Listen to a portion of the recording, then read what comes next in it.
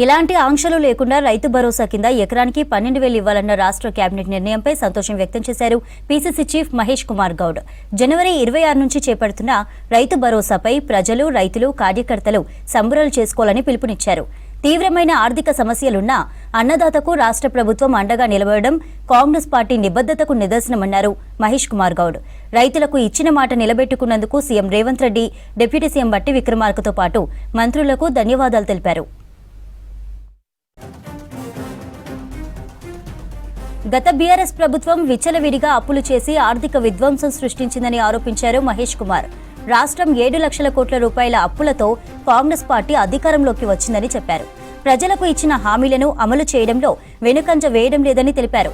22,000 కోట్లతో రైతులకు 2 లక్షల రూపాయల రుణమాఫీ చేశామన్నారు మహేష్ కుమార్ గౌడ్. వడ్లకు 500 రూపాయల బోనస్ ఇచ్చామని చెప్పారు. జనవరి 26 నుంచి ఎకరాకు 12,000 రూపాయలు రైతు భరోసా కింద ఇస్తున్నామన్నారు మహేష్ కుమార్ గౌడ్.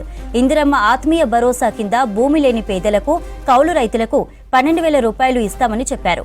ఇలాంటి గొప్ప పథకాలను అందిస్తున్న కాంగ్రెస్ ప్రభుత్వానికి ప్రజల్లో మంచి ఆదరణ లభిస్తోందని తెలిపారు. బీజేపీ, బీఆర్ఎస్ పార్టీలు మంచి పనులను భరించలేకపోతున్నాయని ఫైర్ అయ్యారు మహేష్ కుమార్ గౌడ్.